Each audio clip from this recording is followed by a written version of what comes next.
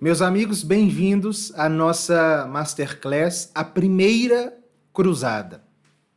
Hoje nós iremos compreender, em primeiro lugar, o que motivou a convocação da primeira cruzada, como se deu a convocação, o que era de fato, ao menos sob o olhar da Igreja Católica e do Ocidente, a cruzada, e o desenrolar próprio da primeira cruzada. Esta Masterclass será uma aula um pouco mais longa, ela pertence ao nosso curso de História Universal da Igreja.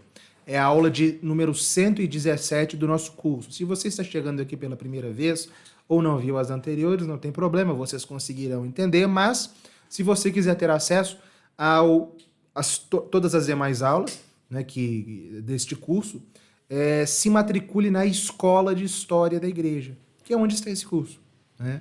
O link está aqui na descrição, como sempre, e o restante deste curso, no restante desse curso, nós iremos tratar das outras cruzadas.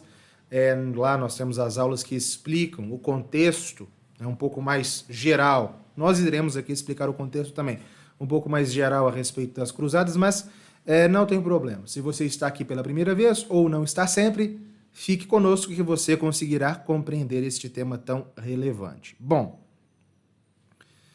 vamos começar com uma oração. Em nome do Pai, do Filho e do Espírito Santo. Amém. Ave Maria, gratia plena Dominus tecum, benedicta tu in mulieribus et benedictus fructus ventris tui, Iesus. Santa Maria Mater Dei, ora pro nobis peccatoribus, nunc et in hora mortis nostre. Amém. São Bernardo de Claraval, rogai por nós. São Luís da França, rogai por nós. Em nome do Pai, do Filho e do Espírito Santo. Amém. Bom, antes de mais nada, como esse é um tema que interessa profundamente as pessoas, eu vou fazer algumas recomendações bibliográficas aqui de obras estrangeiras, mas que uma grande parte delas está traduzida para o português. Algumas em edição corrente, outras em edição mais antiga. Uma dessas obras, assim, que é referencial para se compreender as cruzadas, apesar de já ser considerada um pouco ultrapassada, porque foi escrita no começo do século XIX, houve novas pesquisas posteriores que elucidaram bastante a respeito do tema, é essa monumental coleção de Joseph François Michaux, que é um historiador francês, né, que nós temos essa edição aqui em 7 volumes da sua História das Cruzadas. Como eu falei, já é considerado ultrapassado em tantos pontos, em razão das pesquisas posteriores, mas continua sendo uma obra referencial, em termos de abrangência e em termos de detalhamento do tema. Como um complemento a esta obra, eu recomendo uma outra menor, de um historiador, se não me engano, inglês, chamado Stephen Huntsman, História das Cruzadas, em 3 volumes. Foi traduzido no Brasil pela editora Imago. É uma obra já mais recente, já do século XX, e que é um pouco menor, mas já né, também em termos de amplitude, em termos de desdobramento do tema, é uma referência relevante. Agora, obras menores.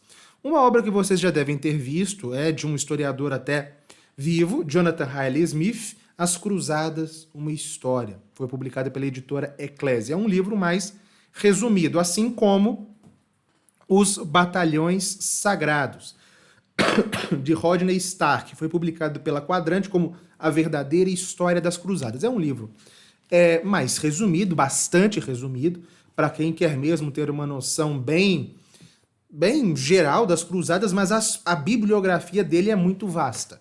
Então é uma obra realmente boa para quem pretende ter um contato pelo menos inicial com o tema. Para a visão islâmica a respeito das cruzadas, tem esse livro aqui que é muito interessante, de Amin Maalouf, né?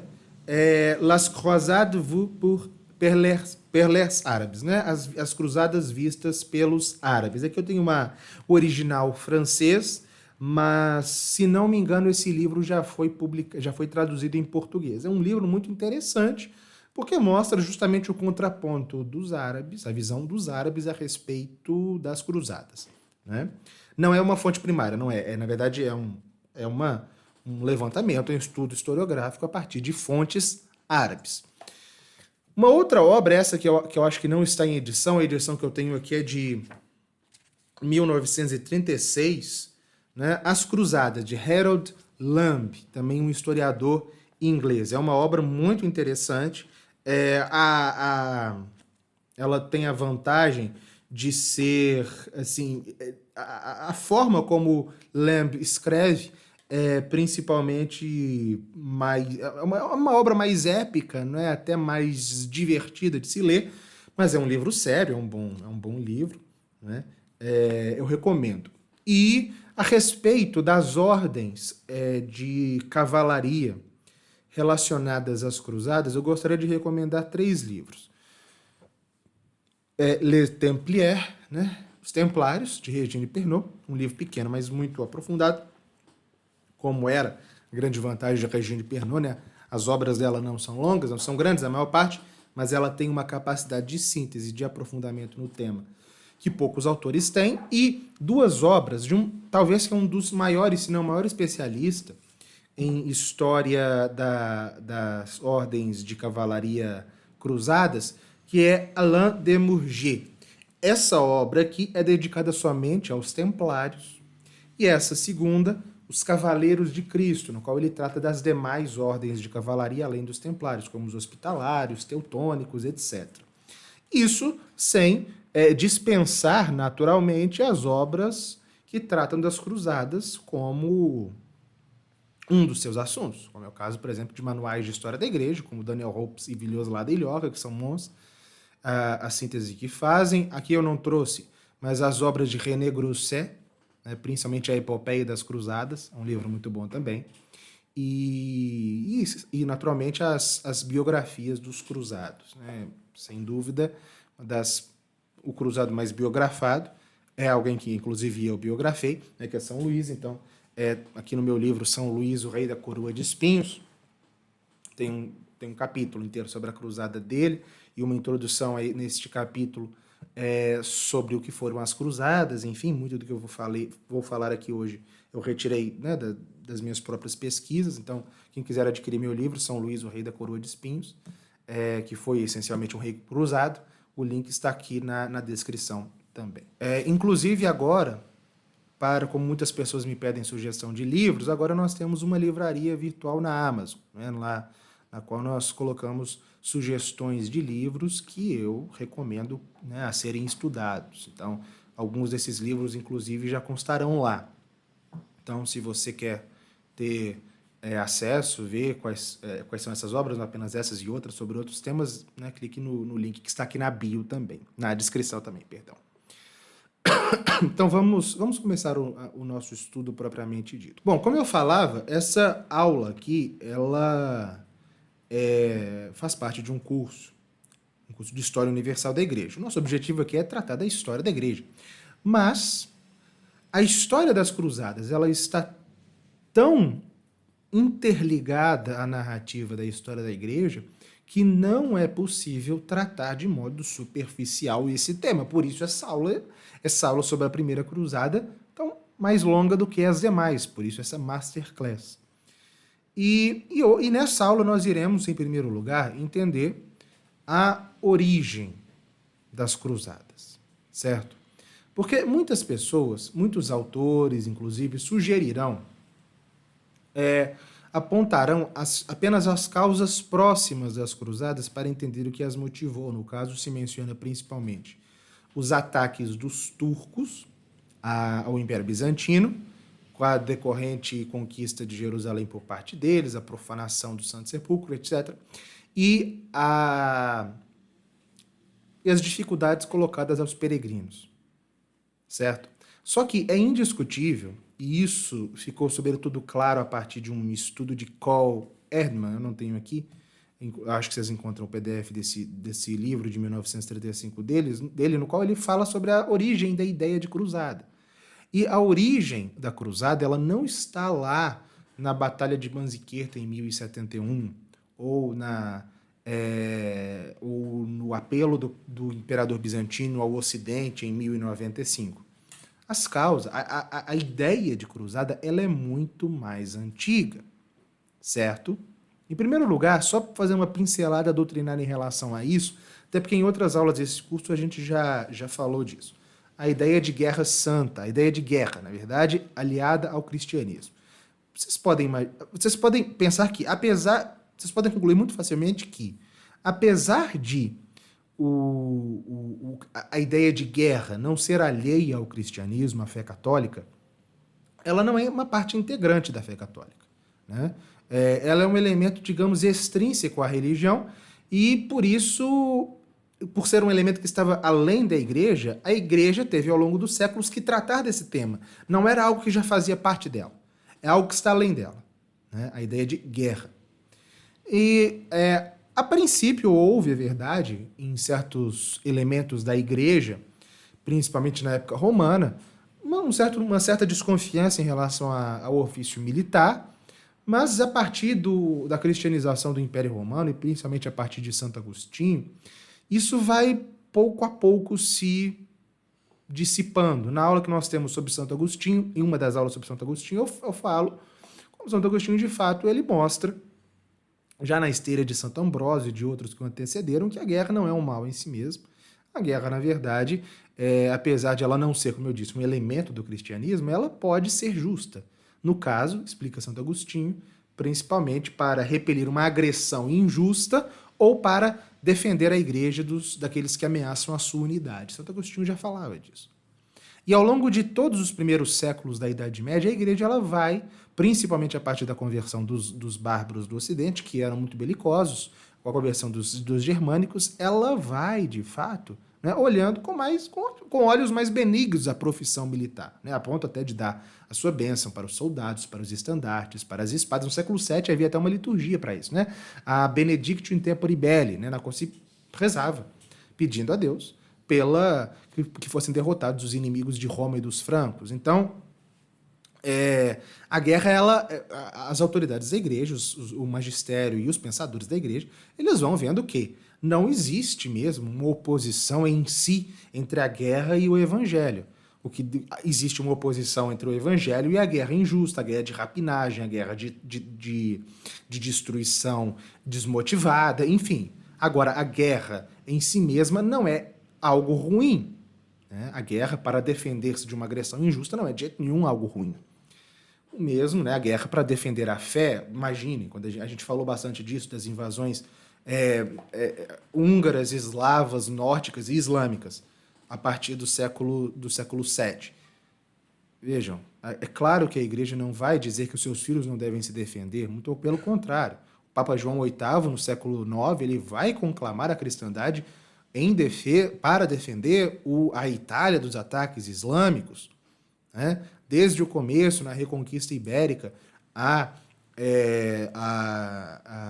autoridades da igreja auxiliaram, apoiaram e abençoaram os esforços dos reinos cristãos para reconquistar terras perdidas do Islã. Então, assim, a ideia de guerra justa, ela sempre foi, ao menos quando a igreja enfrentou de fato essa questão, seriamente, sempre foi aceita, né? Houve, é verdade, dentro dos debates teológicos, elementos pacifistas que não prevaleceram porque, na verdade, não eram para prevalecer, não deviam prevalecer. Certo? Então, esse é o primeiro ponto. E no século XI, essa ideia já estava realmente muito consolidada. O grande cardeal Humberto da Silva Cândida, auxiliar do Papa São Leão IX, aquele mesmo que excomungou Miguel Cerulário, ele falava da necessidade, da licitude das guerras para de usar a espada contra os hereges, contra os inimigos da fé, né? Então, há esse quadro doutrinário de fundo que vai possibilitar que no século XI, de fato, a igreja conclame todo mundo cristão a uma guerra. Agora, voltando para aquela questão levantada por Erdmann, né? Existem precedentes históricos para aquela ideia que em 1095 o Papa Urbano II torna ideia de toda a igreja, conclamar a cruzada? É indiscutível que sim. É indiscutível que, desde que, e isso mesmo antes das conquistas islâmicas. Eu falei lá na aula sobre Agora não me lembro exatamente a aula. Eu acho que foi sobre foi na aula sobre as conquistas islâmicas. Eu falei dos ataques que no começo do século VII o Império Persa lançou contra o Império Bizantino, houve a conquista e a profanação de Jerusalém, etc. e tal. E o imperador Heráclio, né, conclamado pelo patriarca Sérgio de Constantinopla, empreendeu uma autêntica guerra santa para reconquistar Jerusalém. Né? Tratou-se de fato como uma guerra santa, isso 5 séculos antes do Papa Urbano II. E toda aquela vaga islâmica que sucedeu à reconquista de Heráclio, que arrasou todo o Oriente Médio, a Ásia Menor, o norte da África e a Espanha, sempre, né, os cristãos pegaram em armas para defender as suas terras dos avanços islâmicos. Isso é visível tanto no Ocidente, em menor grau, mas já em algo assim muito substancial nas guerras de reconquista na Península Ibérica, mas principalmente no próprio Oriente. Nós falamos disso lá na aula sobre o cisma de Fócio. As guerras bizantino-árabes e depois bizantino-turcas. O século X, ele foi, no tempo da dinastia macedônica bizantina, uma época de grandes vitórias do Império Bizantino sobre os árabes. Inclusive com a ideia mesmo de reconquistar os locais santos. Né? Principalmente foram 2 imperadores que obtiveram grandes vitórias contra os árabes. 2 imperadores bizantinos, o imperador Nicéforo Focas e o imperador João I Tizimeces. Né? O primeiro ele foi chamado de o açoite dos infiéis. Né? Ele conquistou a província da Cilícia, com a cidade de Tarso, depois a Síria do Norte, as cidades de Laodiceia, Hierápolis, Emesa e Antioquia. Né? E o segundo, o imperador João I, bizantino, marchou a Palestina como cruzado mesmo, como reconquistador dos locais santos. Tomou Beirute, Damasco, entrou em Nazaré, entrou em Cesaré, venerou lá os locais santificados pela presença terrena de Cristo, de Nossa Senhora, e chegou às portas de Jerusalém. Né? Inclusive, como ele escreveu ao rei da Armênia, dizendo que o seu desejo, o seu grande desejo era libertar o Santo Sepulcro de Cristo dos ultrajes dos muçulmanos. Isso 130 anos antes de Clermont. Né? E, na verdade, por parte de um imperador oriental. Até porque, para a gente compreender as cruzadas, é necessário compreender essa realidade. Né? Não estavam de um lado cristãos e de outro muçulmanos apenas. Né? Não estavam de um lado os reinos turcos ou árabes e os reinos católicos do outro. Na verdade, no meio tinha o Império Bizantino, que era este império que, na altura das cruzadas, já era cismático, mas que era um império cristão também, e que ao longo de toda a história das cruzadas, ele vai ali oscilando. É como um estado, um local de transição, né, pelo qual os cruzados passavam e que vai interferir nos combates e no rumo, principalmente diplomático, dos assuntos relacionados às cruzadas. E é justamente no Império Bizantino que está a gênese dessas grandes lutas para libertar o Santo Sepulcro. Né? Não é entre ocidentais, é justamente entre os bizantinos. Então, é indiscutível que houve mesmo a ideia de cruzada antes das cruzadas. Aqui, eu vou seguir a classificação de Villiers-La de Llorca para o que é cruzada. Né? Não posso chamar de cruzadas essas guerras bizantino-árabes, mas aquela ideia que um dia o Papa Urbano II proclamará em Clermont, ela já estava de algum modo presente nas lutas dos bizantinos. Tá? E eles obtiveram, como eu disse, grandes vitórias contra os árabes. Porque aqui é necessário fazer essa diferença. Né? As cruzadas elas não foram colocadas contra os árabes. Esse é o ponto. Mas nós vamos chegar lá. Bom, só que é necessário desfazer alguns mitos. Né? E um deles é uma ideia que geralmente se acalenta, que seria de que, desde que os muçulmanos árabes tomaram Jerusalém em 636, os cristãos e muçulmanos viveram em pé de guerra ali. Isso não é verdade, né? Na verdade, quando Jerusalém foi conquistada pelos árabes, Claro que no começo houve um desentendimento, né? Mas com o tempo as coisas elas foram adquirindo uma espécie de entendimento.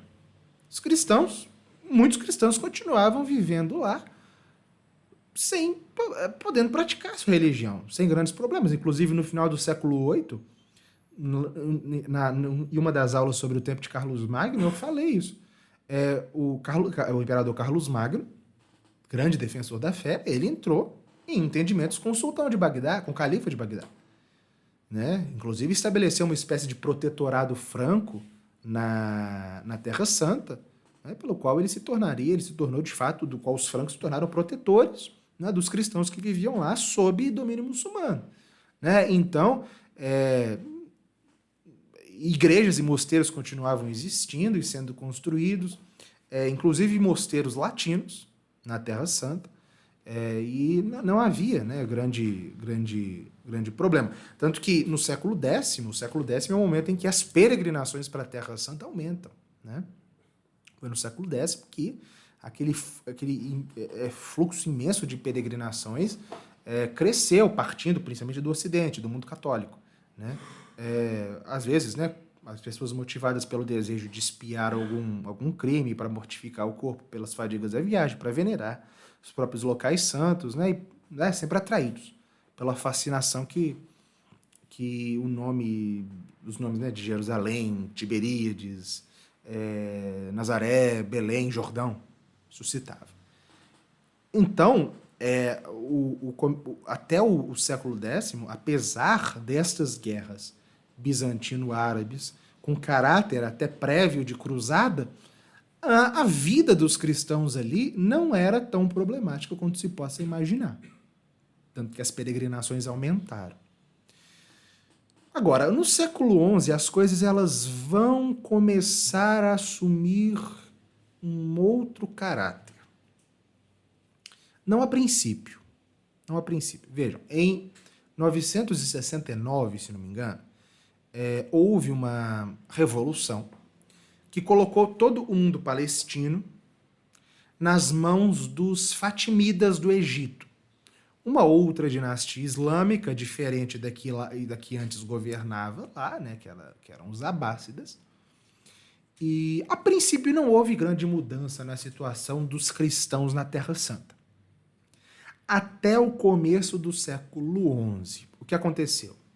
No começo do século XI, o califa do Egito, que se chamava Al-Hakem, que era um homem cruel, extravagante, que odiava o cristianismo, ele deu ordens para o seu governador na Síria de destruir o Santo Sepulcro e aniquilar qualquer tipo de presença do cristianismo na Terra Santa. Certo? Então isso foi no começo do século X. E ele foi obedecido. Né?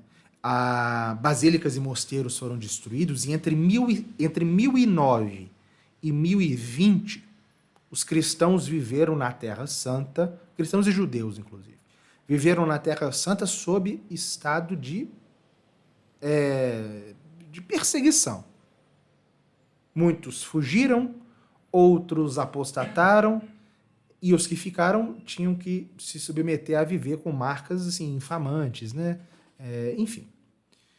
Então, ali no começo do século XI, com a destruição do Santo Sepulcro pelo califa do Egito, e com essa sucessiva perseguição anticristã, as coisas começam já a mudar. Tanto é isso, inclusive, que sugere, essa mudança de política, que sugere um documento do Papa Sérgio IV, que alguns reputam como apócrifo, não vou entrar nisso aqui, Sérgio IV, que foi Papa nessa época, conclamando uma espécie de resposta armada a isso. Mas não aconteceu, até porque, logo em seguida, o próprio Al-Hakem mudou a sua política, né?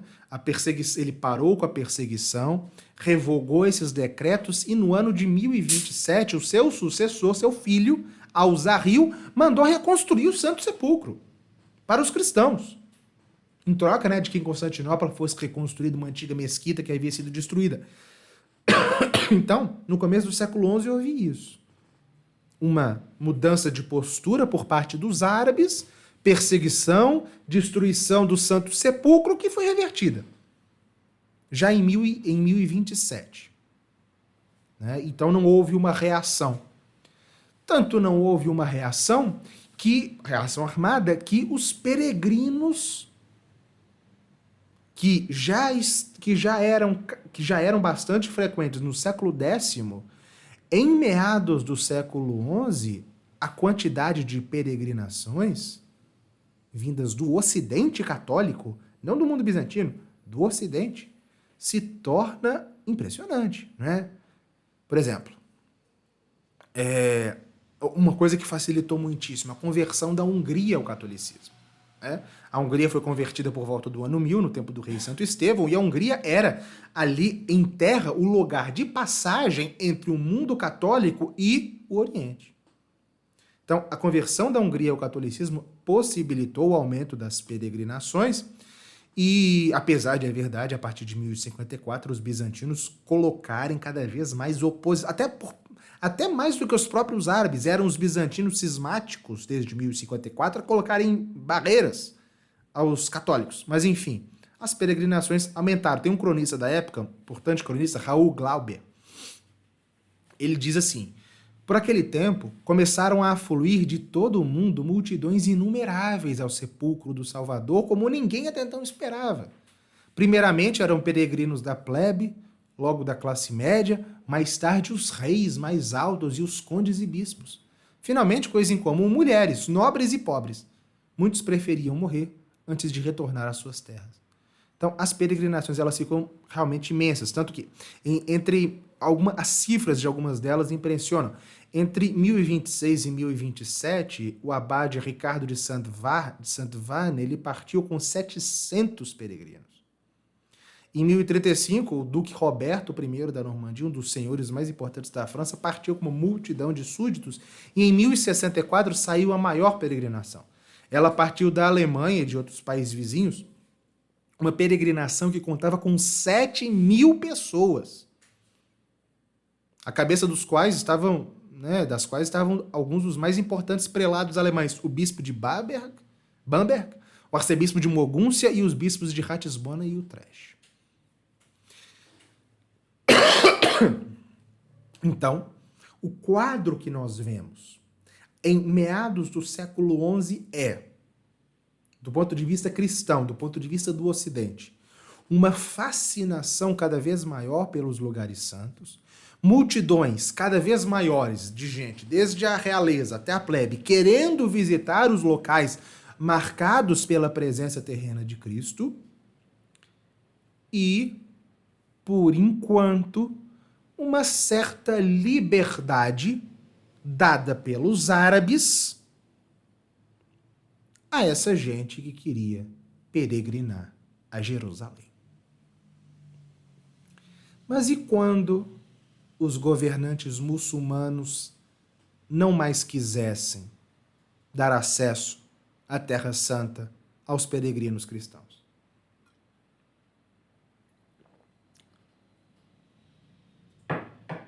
A metade do século XI, os anos 1050 e 1060 são, do ponto de vista da história mundial, um momento de mudança brusca. Com a invasão no Oriente Médio de um novo povo. Estimava, vocês podem ver a chegada dos turcos. Os turcos eram um povo originário não da atual Turquia. A Turquia recebeu o nome deles, né? Eles não receberam o nome da Turquia. Eles partiram daquela região que é chamada genericamente de Turquestão. É onde estão lá hoje aqueles países com o sufixo tão, né? Cazaquistão, Uzbequistão, Turcomequistão, ali que surgiram os turcos. Aqui essa região em amarelo, principalmente.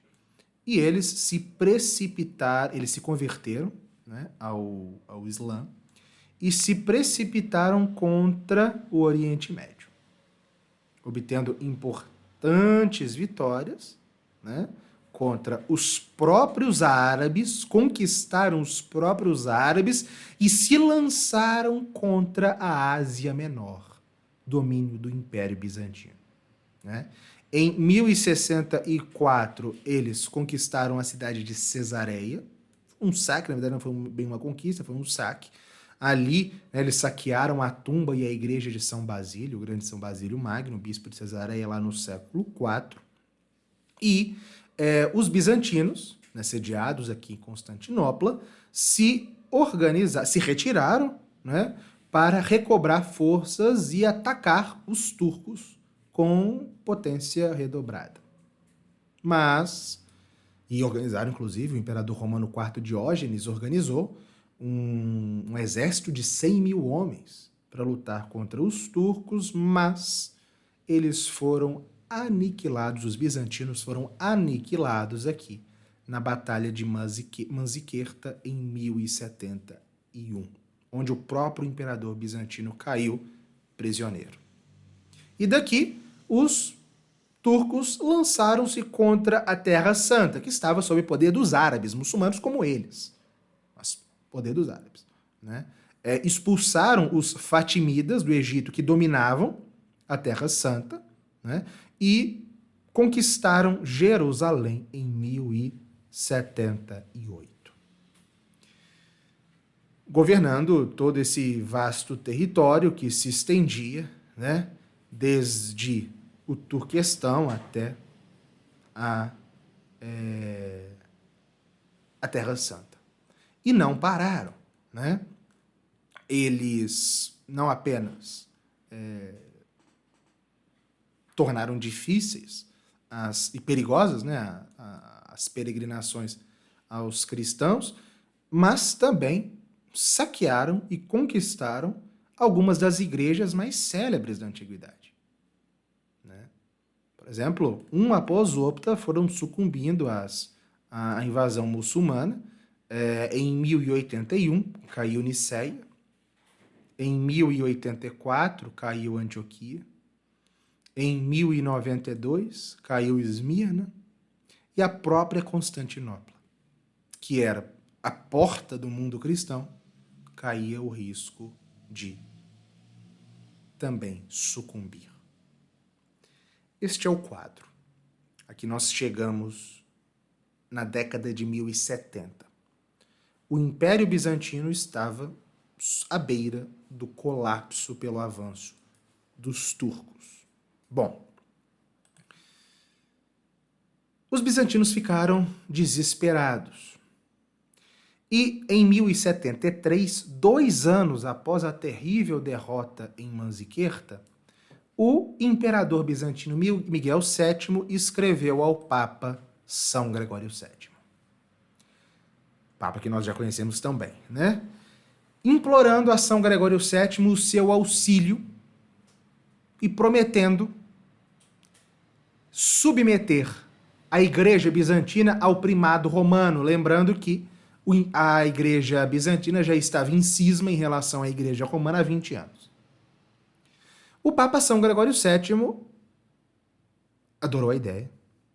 Ele pôs-se a conversar com os príncipes do Ocidente, dizendo da necessidade de organizar uma expedição, e em uma carta que ele endereçou em dezembro de 1074 ao rei Henrique IV da Alemanha, com o qual no futuro tanto brigaria, ele diz que havia já a seu dispor um exército de 50 mil homens para lutar contra os turcos no Oriente. E que ele preferia mesmo são palavras dele. O Papa dizia que preferia libertar, na verdade, os locais santos a governar o universo inteiro. Só que ele não pôde colocar em prática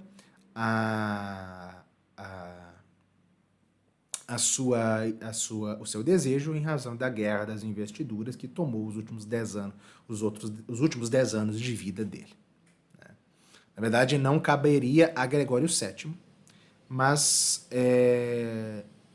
ao seu segundo sucessor, o Papa Urbano II, o destino, né, de levantar as forças do Ocidente e lançá-las contra o inimigo, o terrível inimigo da cristandade. Bom, já tivemos uma aula, a aula retrasada foi sobre, falamos bastante do Papa Urbano II, aquele que de fato fez que a reforma gregoriana triunfasse, um dos maiores papas da história, e era um homem santo, né, de vida reta, totalmente dedicado à causa de Deus, antigo monge de Cluny, inclusive, e ele fazia parte, né, desse movimento de renovação que, partindo de Cluny, havia conquistado a igreja com São Gregório VII, do qual ele havia sido um dos principais conselheiros, e enquanto pontífice estava dedicado a fazer a reforma da igreja triunfar.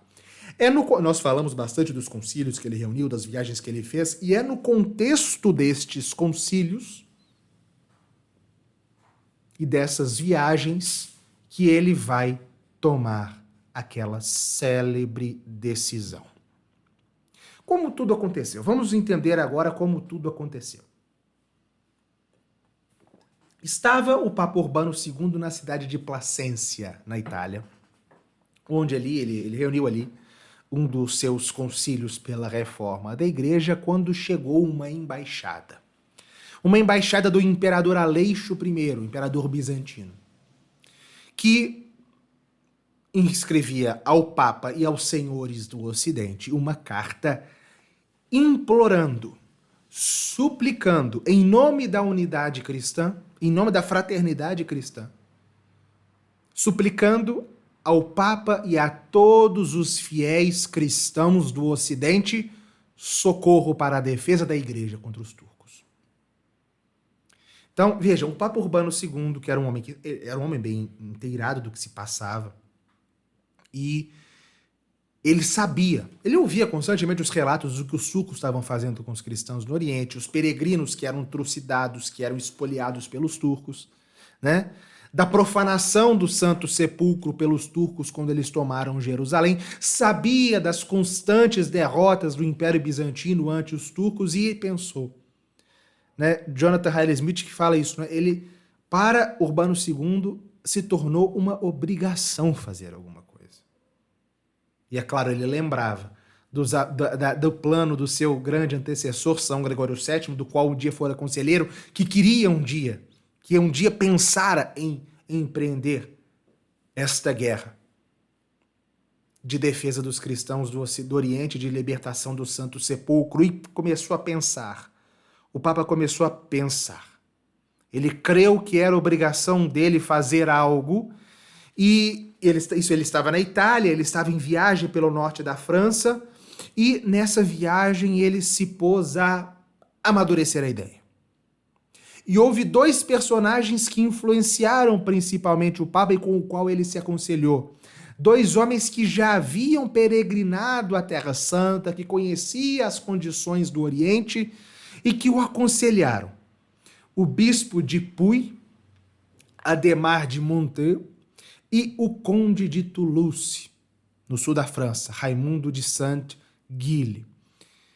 Ambos, né, como eu disse, que haviam sido peregrinos no Oriente e aconselharam o Papa. E se conta ainda que a decisão, o momento em que Urbano II decidiu fazer o que faria, foi na sua visita à abadia de Cluny. Nós mencionamos isso na outra aula, inclusive. Ele esteve em Cluny, ele, que havia sido monge de Cluny, retornava a Cluny, celebrou, né, dedicou o altar-mor da igreja abacial, e em uma das noites em que esteve lá, ele passou, né, a noite em vigília diante da tumba de São Maiolo, que havia sido o terceiro abade de Cluny. E ali ele rezou, passou a noite em vigília diante dos ossos do santo e tomou a decisão. De Cluny partiu para Clermont, né, onde ele reuniu o principal concílio da sua vida. Né? O concílio ele foi aberto em 18 de novembro de 1095 e era um concílio, foi um grande concílio, um sínodo, na verdade, mas chamada de concílio na época. Contou com a presença de 14 arcebispos, 250 bispos, 400 abades, e, enfim, Durante 9 dias ali foram discutidas as questões relacionadas à reforma da igreja, aquela reforma sempre urgente. E quando tudo parecia resolvido, terminado o concílio, Urbano II manifestou o desejo de falar a todos, a toda aquela multidão que havia nos últimos dias afluído para a cidade, das redondezas, aquela multidão incontável de milhares de pessoas de todas as condições, clérigos e leigos, cavaleiros e camponeses, e disse que queria falar-lhes. Mas não havia igreja na cidade suficiente para toda aquela gente, e por isso o Papa congregou a multidão nos campos do lado de fora das muralhas de Clermont. Foi o dia 25 de novembro de 1095, quando o Papa Urbano II pregou. Ele começou evocando a respeito do que ele disse. Existem 3 ou 4 textos diferentes, né? Porque, na verdade, surgiram várias versões a respeito do que exatamente ele teria falado. O texto original não sobreviveu, mas todos eles concordam em relação a alguns pontos. Ele começou falando para aquela multidão de milhares de pessoas, evocando a condição do Santo Sepulcro, né? Falando do Santo Sepulcro, aquele sepulcro sob o qual Cristo permanecera, no qual Cristo permanecera por 3 dias antes de ressuscitar. Descreveu aquele lugar, o mais sagrado de todos, o lugar mais sagrado do mundo, para qual tantos peregrinos, todos os anos, todos os meses, deixavam tudo para visitar. Né? E aquele sepulcro, aquele local, estava nas mãos dos infiéis. Falou da triste situação em que se encontrava Jerusalém, da situação dos peregrinos que eram trucidados pelos muçulmanos ao longo do caminho. Falou da situação dos cristãos na Terra Santa, sob opressão turca. Falou dos ataques que os turcos estavam infligindo ao Império Cristão do Oriente, ao Império Bizantino. E exortou com palavras ardentes que impressionaram que os católicos do Ocidente parassem de brigar entre si, colocassem fim às suas querelas fratricidas, às suas guerras entre irmãos, e canalizassem o seu ímpeto guerreiro para libertar Jerusalém e libertar os cristãos do Oriente do jugo turco. Ele dizia que morrer em um empreendimento deste equivaleria a morrer pelo próprio Deus.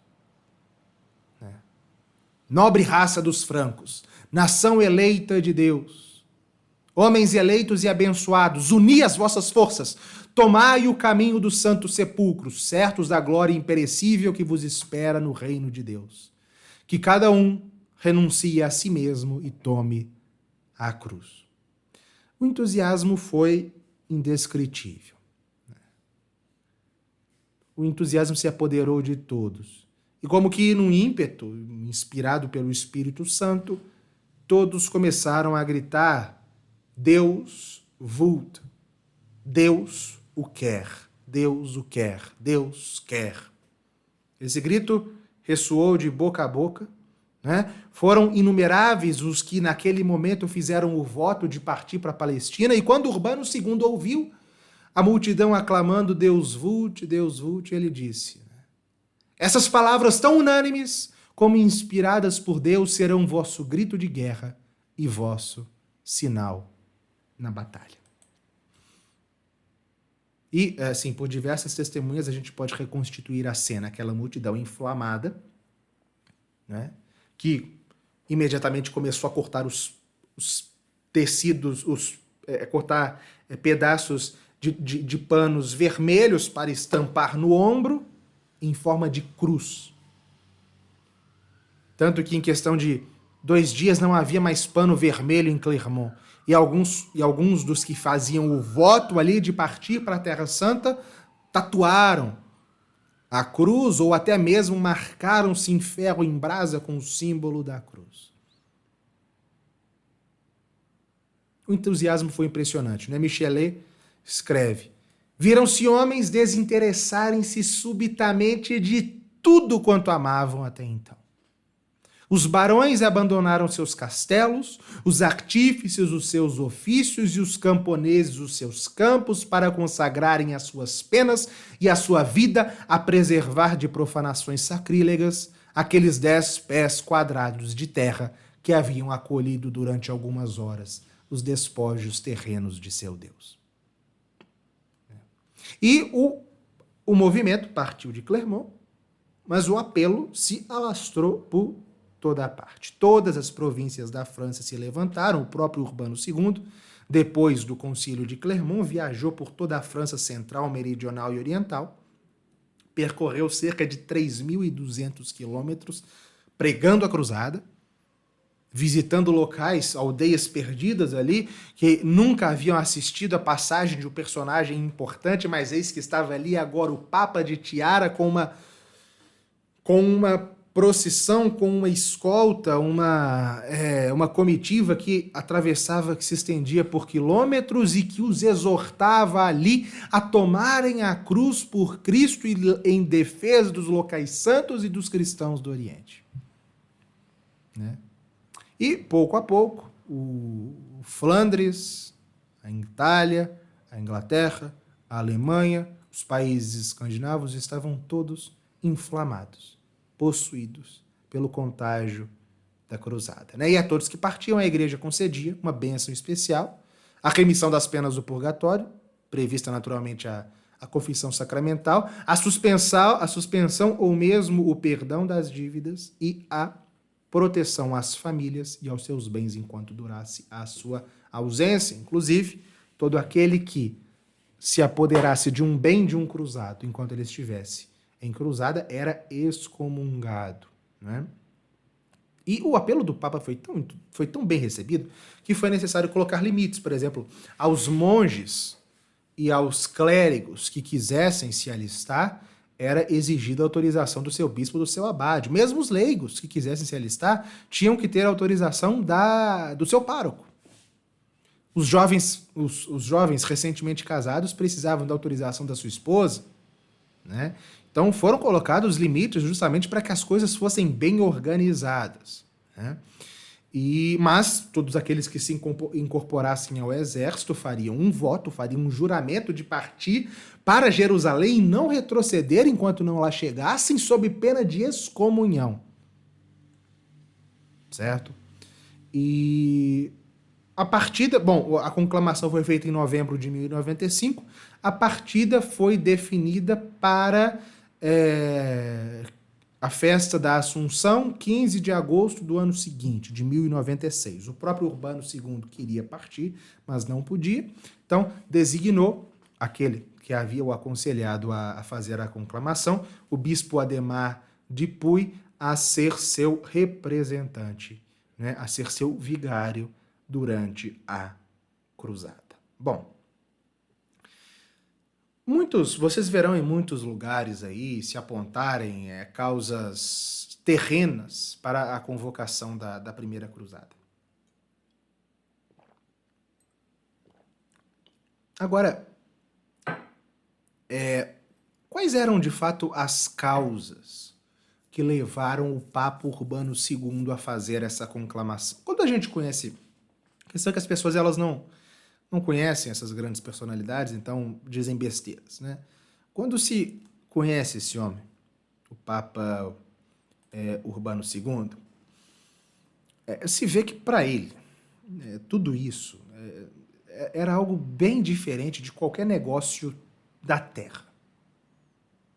Para ele, a cruzada era de fato um apelo espiritual, um apelo sobrenatural ao qual nenhum homem poderia permanecer indiferente. Da parte dele, outros no futuro pode até ser, mas da parte dele não é possível acusar qualquer coisa, qualquer intenção política ou algo do tipo. Para ele, o motivo principal se resumia a uma palavra: libertação. Libertar o quê? Libertar o Santo Sepulcro, libertar Jerusalém, permitindo que os fiéis fossem lá rezar, e libertar os cristãos do Oriente, que estavam sob julgo turco e sob opressão turca. Inclusive o Império Bizantino, que estava, apesar de cismático, sob o risco de cair sob o avanço turco. Para Urbano II, socorrer Bizâncio era uma espécie, obedecer a uma lei elementar da caridade cristã. Né?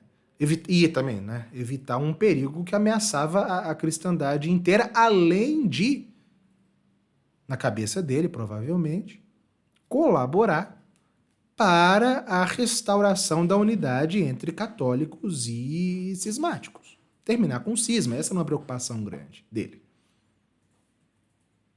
E houve outros motivos menores, e que estão, inclusive, presentes no discurso que ele fez em Clermont.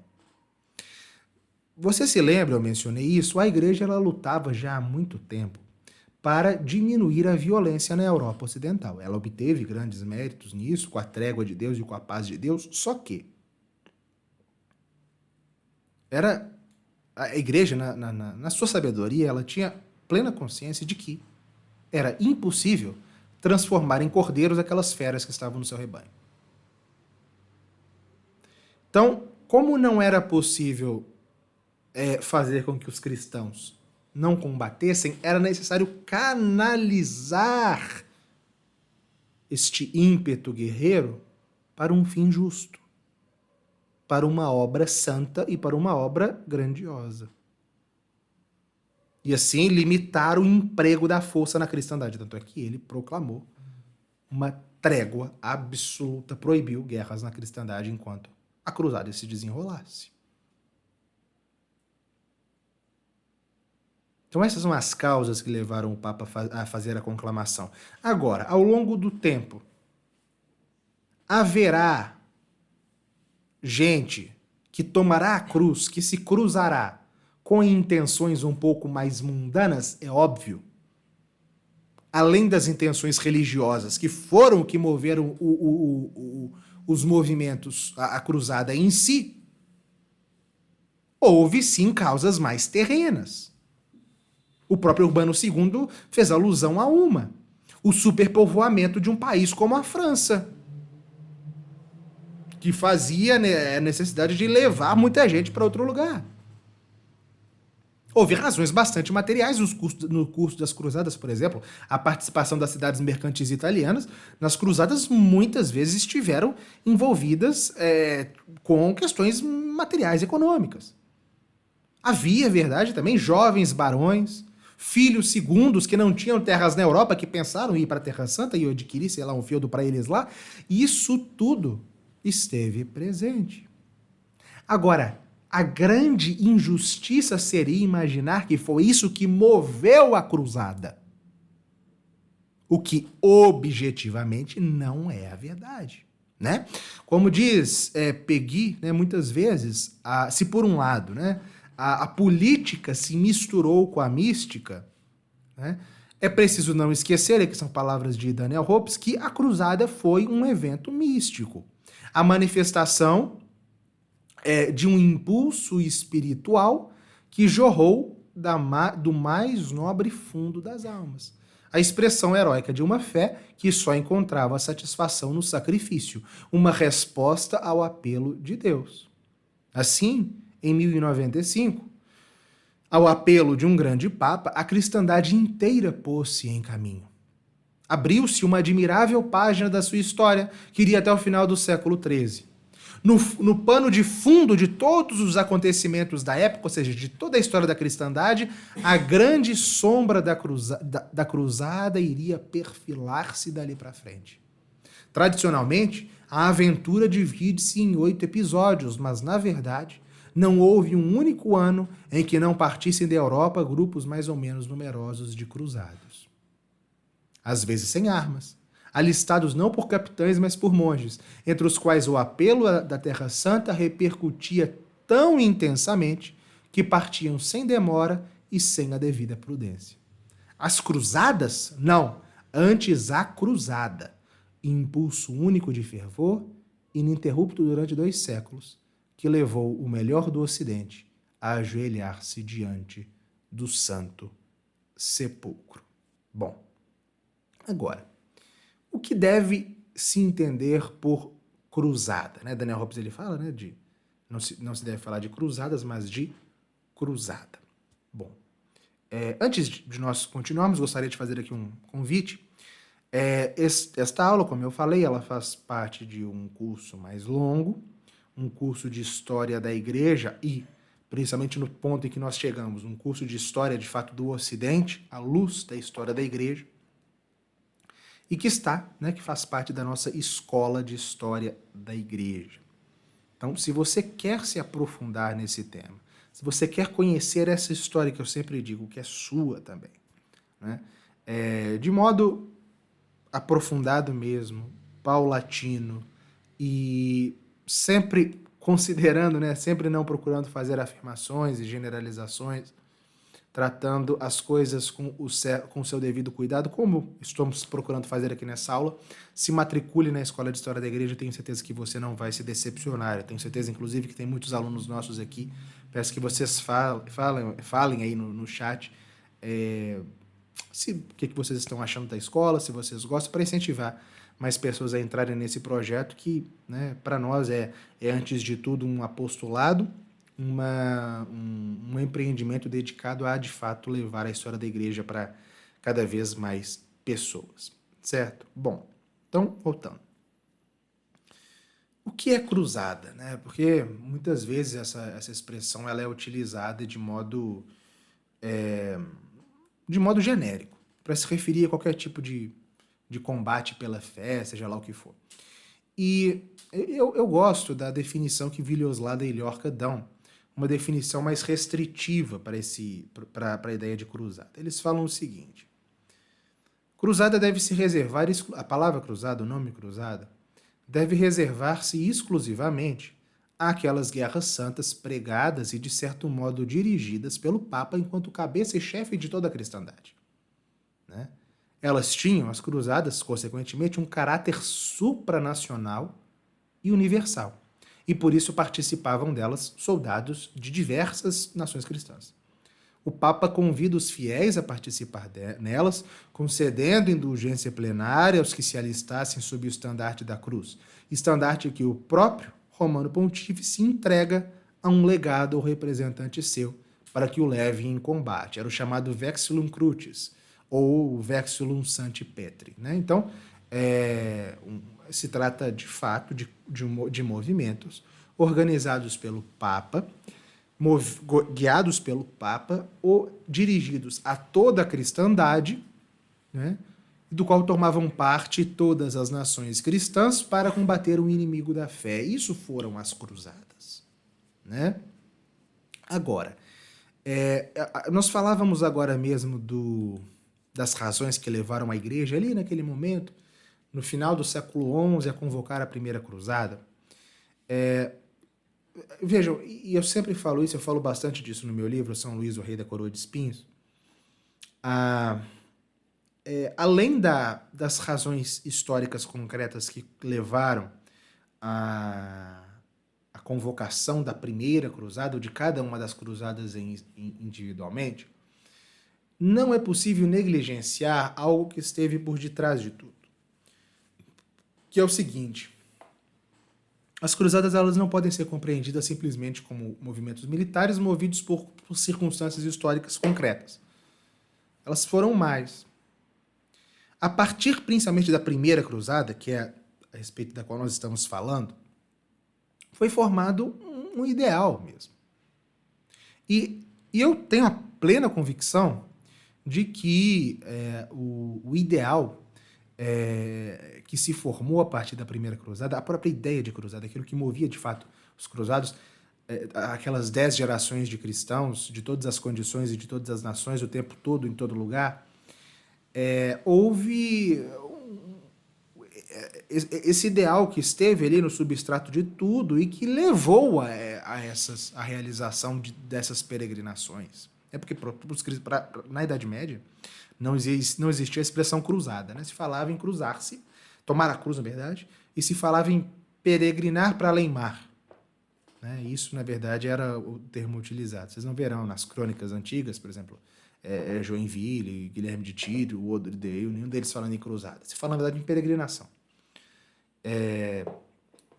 Agora, o que estava por detrás? Né? O que é essa ideia de cruzada que impregnou mesmo o imaginário medieval? Né? O historiador Jean Richard, na sua biografia de São Luís, ele fala o seguinte: desde o fim do século XI e até data avançada que até ultrapassa a Idade Média, e sobretudo nos séculos XII e XIII, a cruzada foi um dos elementos permanentes do pensamento religioso dos homens, aos quais cabia realizá-la. A saber, tanto de papas e clérigos, quanto de reis, barões, cavaleiros e de uma parte importante de todas as categorias sociais. Ela parecia como um imperativo, um dever a se cumprir para com Deus, a maneira de um dever do vassalo para com seu senhor, e como um meio de crescimento espiritual em razão do liame estreito que unia a cruzada unia a remissão dos pecados. Ela oferecia a ocasião de uma reconciliação com o Senhor ao preço de um esforço heróico de penitência. Então é isso, é uma guerra a ser travada como uma obrigação moral da civilização cristã. Né? Então, assim, se nós vemos aqui, Amin Maalouf, ele mostra, os muçulmanos, as cruzadas, elas eram invasões, guerras dos frange, né? Essa expressão frange, expressão usada pelos muçulmanos para se referir aos ocidentais, né? Significa francos, justamente porque a maior parte dos cruzados eram oriundos da França, mas, enfim, se fosse alemão, se fosse italiano ou inglês, falava francos também. Para eles, os francos eram todos invasores, saqueadores, né? Conquistadores. Agora, os cruzados, na verdade, eles enxergavam a sua obrigação, as suas expedições como uma obrigação, como um dever. Né? O dever de tomar a cruz. Não está lá no Evangelho? Quem não tomar a sua cruz não é digno de mim? E como está lá também no Sermão da Montanha, né? Na última ceia, não existe amor maior do que aquele que dá a vida pelo seu amigo? É isso, ir lá para sacrificar-se pela libertação dos cristãos do Oriente. Não se tratava nem... Então, assim, se houve aqueles componentes materiais assim, mais baixos, a ideia que perpassou tudo aquilo, daquele movimento, não eram essas coisas. Era o imperativo espiritual. O compromisso para com Deus. E para com a igreja, para com a cristandade. Além, é claro, né, aquele impulso espiritual que nós vimos, que já crescia desde o século X, quer dizer, que remonta a Santa Helena, mas que cresceu no século X, que era visitar os locais santos. Contemplar aqueles locais em que Cristo nasceu, em que Cristo viveu, morreu e ressuscitou, em que a Virgem Maria esteve, que os apóstolos estiveram, em que a igreja nasceu, tudo isso, ir lá, né? Visitar aqueles locais, lutar por aqueles locais, era um sacrifício em nome de Cristo pelo qual o qual valia a pena ser travado. Houve aquelas grandes mesquinharias no curso das cruzadas? Houve. Houve patifes? Houve. Agora, não são essas mesquinharias que movem essa epopeia, conforme a expressão de René Grousset. Né? René Grousset chama as cruzadas de epopeia, porque foram de fato uma epopeia.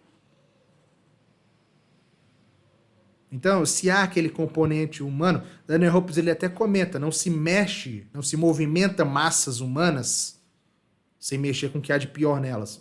Então, há ali também. Mas o que move, de fato, não são as mesquinharias. Isso não há como negar.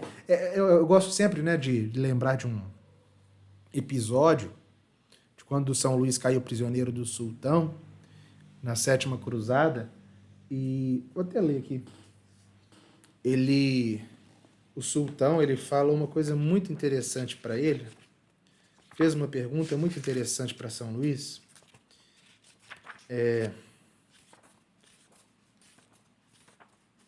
que demonstra assim, bastante tudo isso.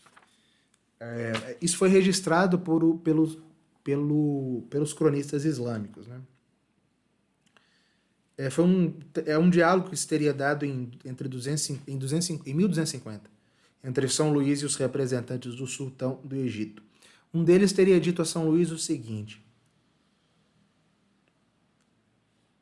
como um homem de bom senso, sábio e inteligente como vós, pôde embarcar em um navio para vir a um país povoado de inumeráveis muçulmanos? Segundo nossa lei, disseram eles, um homem que atravessa desse modo o mar não pode testemunhar em juízo. E por quê? Perguntou São Luís. Porque se estima que ele não está em posse de todas as suas faculdades mentais. É isso. Para eles era inimaginável. O que essa gente veio fazer aqui? Nem quando eles pensavam nas riquezas que eles poderiam vir aqui roubar, né? Os muçulmanos, né, pensar, eles estão aqui vindo saquear. No fundo, eles viam que era uma loucura. Por quê? O que está por detrás ali é a fé. Né? Benoville, né, sempre com o seu modo sempre romântico, mas acurado de dizer, ele fala, né? Uma vez mais, estes homens rudes, muitas vezes bárbaros, são antes de tudo cristãos. Para suas almas ardentes, trata-se de não perder o sentido da vida. E enquanto bebem e comem, enquanto escrutam os longes, com os olhos turvados pelo sal marinho, quando dormem também sob o céu estrelado, obedecem à injunção formal da lei que diz em todos os tons e repete: não tendes aqui morada permanente. Sim, eles são, na verdade, como queria o apóstolo Pedro, peregrinos da terra. E isso conta mais para compreender o espírito das suas caravanas do que a compreensão de um desejo de conquistas limitado a si mesmo ou a alegria de combate. Não. Eles conheciam o secreto e profundo sentido da viagem. Então, de fato, se consolidou um sentido que esteve por detrás dessas expedições. Né? Agora, uma outra coisa, antes de nós, vocês devem estar querendo que a gente parta para a narrativa da cruzada em si, mas uma outra coisa. A cruzada é não apenas fruto de um impulso individual da alma cristã, dos católicos da Idade Média, mas da civilização. O impulso de uma civilização que marcha conjuntamente. Né? Porque eu sempre gosto de lembrar isso, porque isso é geralmente negligenciado. Se houve guerras posteriores que abrangeram um número muito maior de nações, como é o caso das guerras mundiais, as cruzadas elas foram aquelas que obtiveram o êxito de congregar nações mais díspares possíveis com o mesmo objetivo. Que é reconquistar Jerusalém, ou manter Jerusalém, ou seja lá o que for.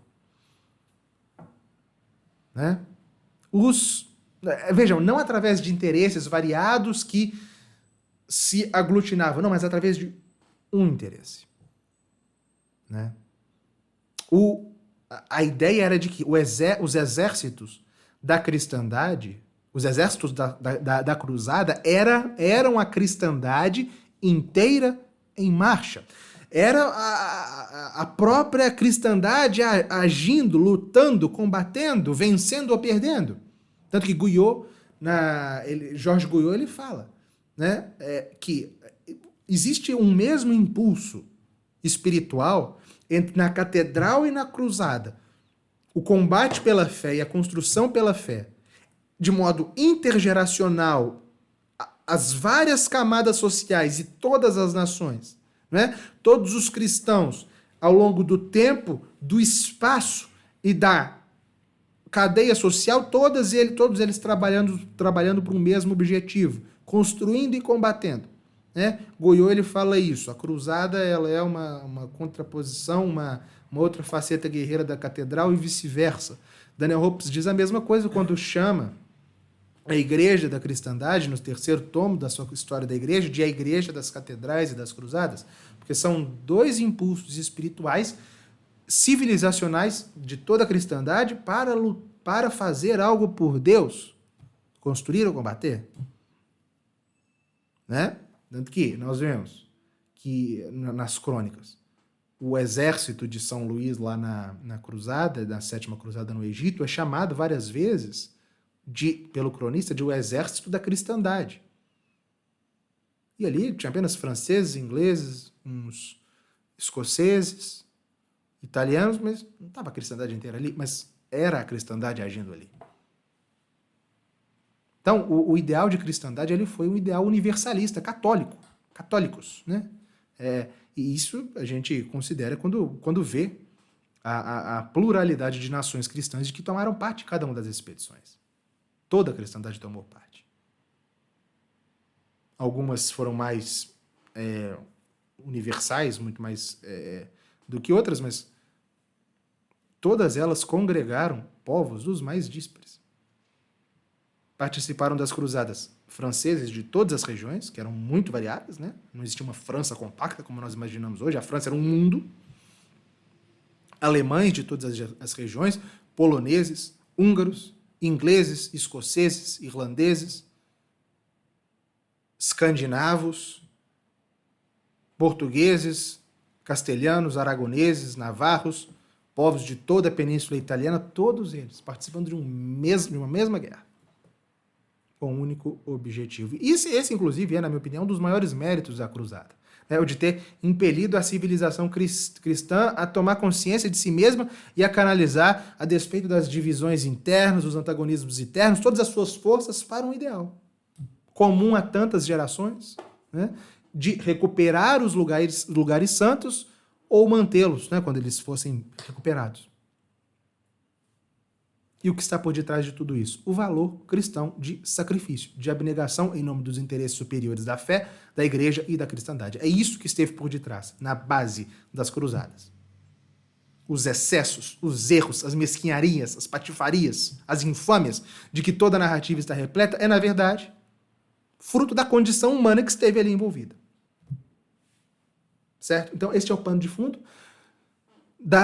de todas as cruzadas. Agora vamos conhecer o desenvolvimento da primeira cruzada em si. Bom, a primeira onda, o Papa Urbano II fez a convocação em 1095, novembro de 1095, imediatamente foi ouvido, mas a primeira onda, ela foi tão violenta, né, foi imediatamente ouvida, que a igreja não pôde nem conter nem dirigir, de acordo com seus planos, pelo menos. Foi a chamada Cruzada Popular, que não é contada na lista das cruzadas, né? Ela, na verdade, abriu a história das cruzadas com um desastre.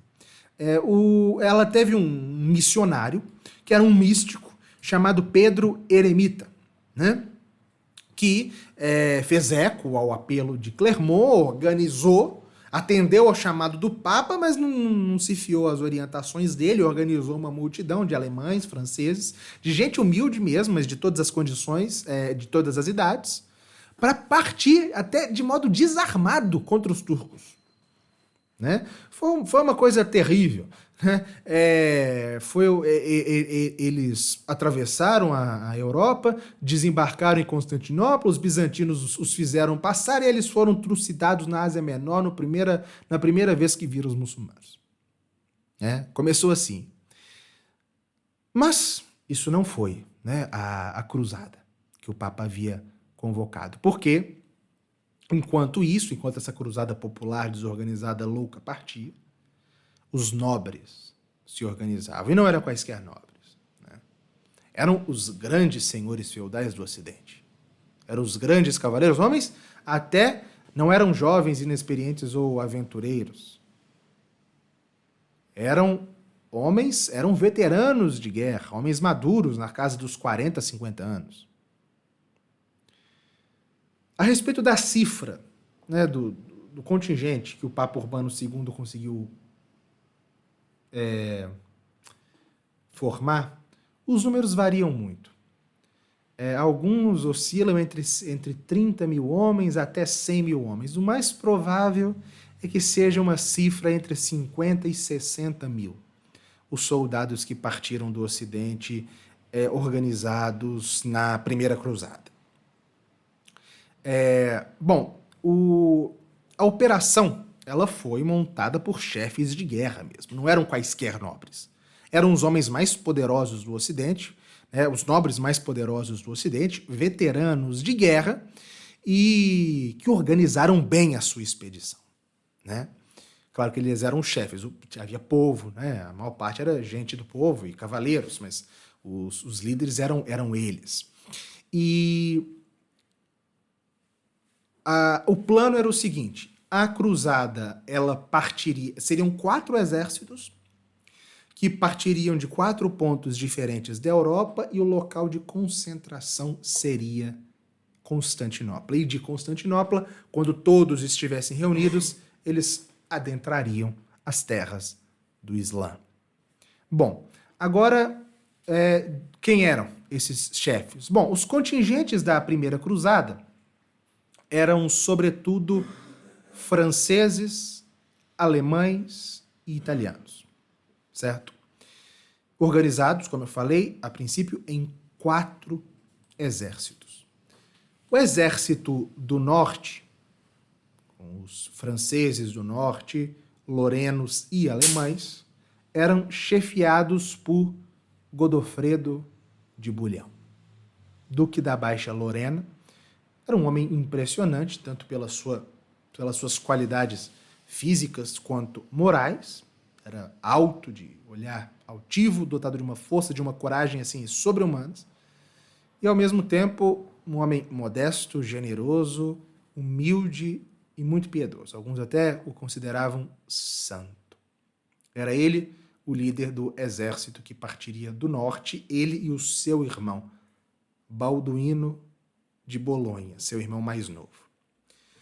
Os franceses do centro seriam liderados pelo irmão do rei da França, Hugo, conde de Vermandois, pelo irmão do rei da Inglaterra, Roberto II, duque da Normandia, e pelo conde Roberto II do Flandres, que era um grande senhor, homem elegante, refinado, mais amigo da diplomacia do que da guerra. Esse é o segundo contingente. O contingente do sul da França,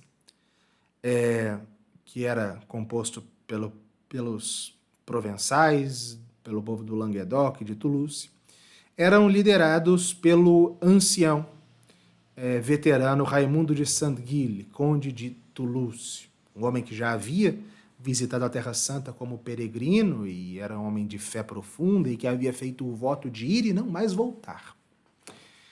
Ao lado dele, quem liderava esse contingente era o legado papal Ademar de Puy.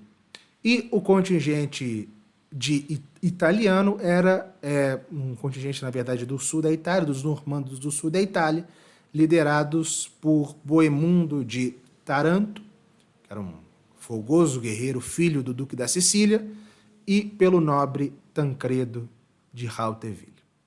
Estes 8 senhores são os heróis, os grandes chefes da Primeira Cruzada, que passou a história como a Cruzada dos Nobres ou Cruzada dos Barões, a mais bem-sucedida de todas, e enfim. Como eu disse, os exércitos partiram de 4 pontos diferentes.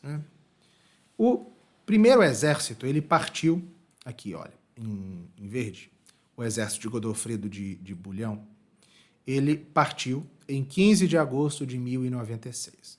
Ele seguiu o vale do Danúbio, atravessou a Hungria e avançou em ordem e disciplina até Constantinopla. Chegou em Constantinopla em dezembro de 1096.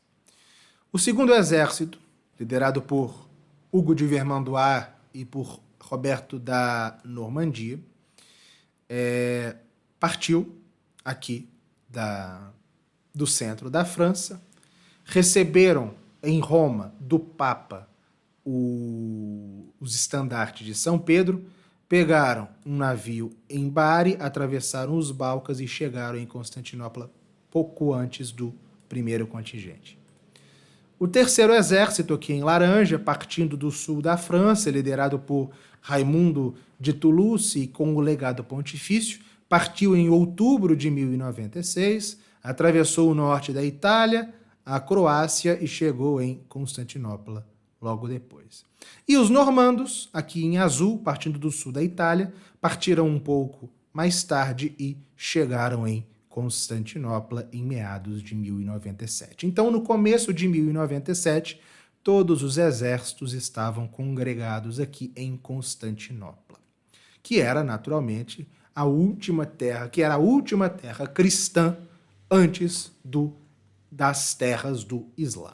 Quando os cruzados chegaram aqui, o imperador bizantino, Aleifo, informado do que se passava ali embaixo das muralhas, ou seja, que havia um exército de 50 mil católicos pedindo auxílio para atravessarem o Bósforo, porque, veja, Constantinopla está aqui no meio de um estreito, né, o estreito de Bósforo.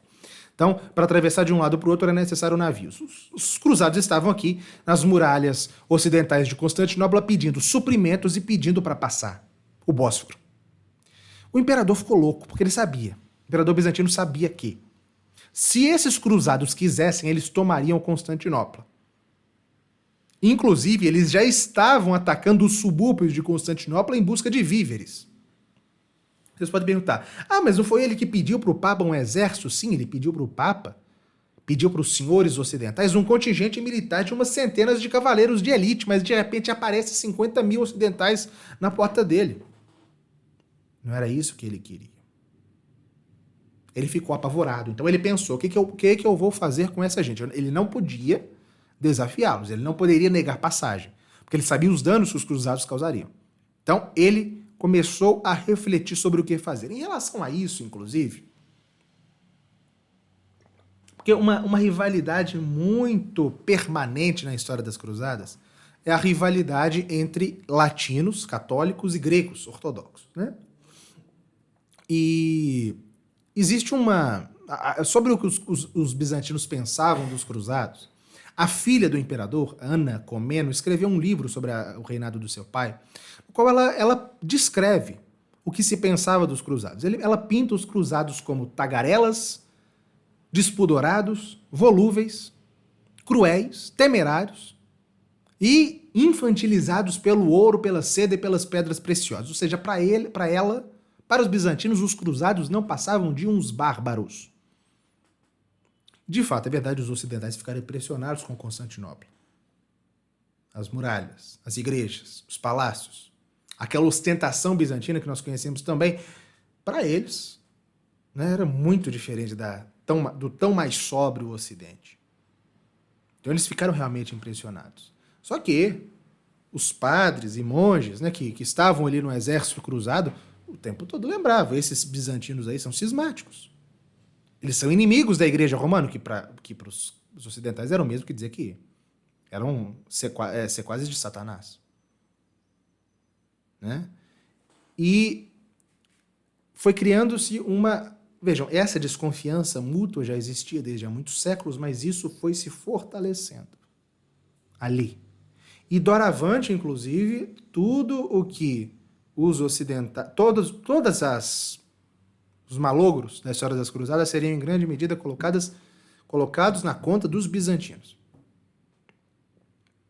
Como pérfidos, traidores, que não cumpriam os seus juramentos. Bom, de qualquer modo, o imperador Aleixo ele usou da sua diplomacia e obteve dos cruzados o seguinte: eu vou atravessá-los, vou colocar vocês na Ásia, vou dar suprimentos em troca de que os senhores farão, os líderes, que eles fizessem um juramento de vassalagem pelo qual todas as terras reconquistadas do Islã eles devolveriam aos bizantinos.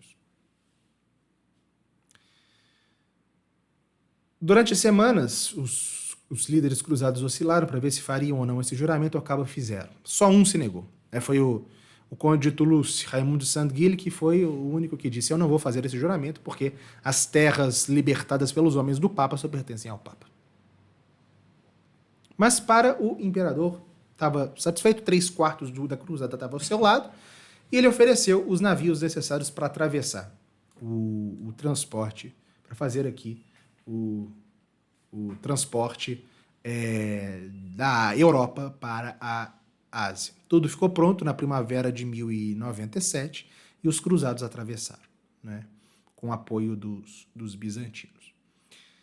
Para alcançar a Síria, que era a porta de entrada da Palestina, né, que a Síria é aqui, a Palestina, onde estava Jerusalém, está aqui, era necessário cruzar a Ásia Menor, a Anatólia, a atual Turquia. Ela já estava quase inteira sob domínio islâmico. E a primeira cidade importante que se colocava diante dos cruzados era a cidade de Niceia, que havia sido conquistada 16 anos antes pelos turcos. Era necessário tomar Niceia para prosseguir.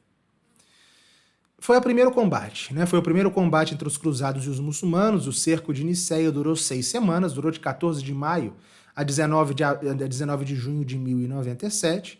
E depois de muito esforço, os cruzados estavam prestes a tomar Niceia quando os bizantinos, que até alguns dias antes eram seus aliados, negociaram pelas costas com eles e obtiveram Niceia dos turcos, passando, né, por cima dos cruzados. Aquilo ali foi o começo das traições bizantinas, né? Nunca mais os bizantinos poderiam os cruzados confiariam nos bizantinos. Ou melhor dizendo, sempre confiariam desconfiando. Bom,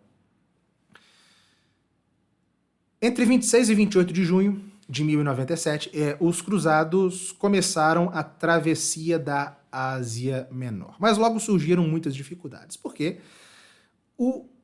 se estava em pleno verão no centro da atual Turquia, né? Aquelas estepes eram muito áridas e atravessar aquilo foi um sofrimento terrível para aqueles soldados, todos montados em ferro.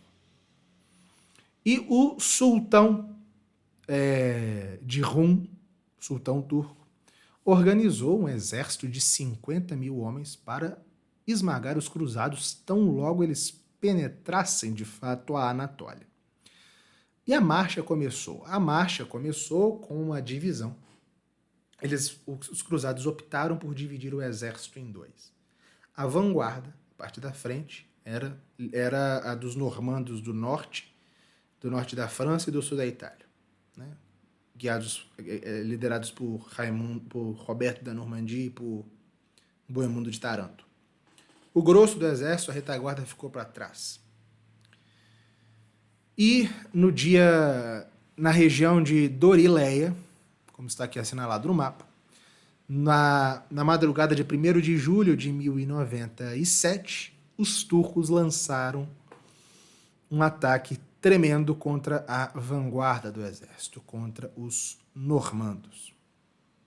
Ali, naquele momento, Bohemundo de Taranto, que liderava o exército, conclamou os cruzados, né?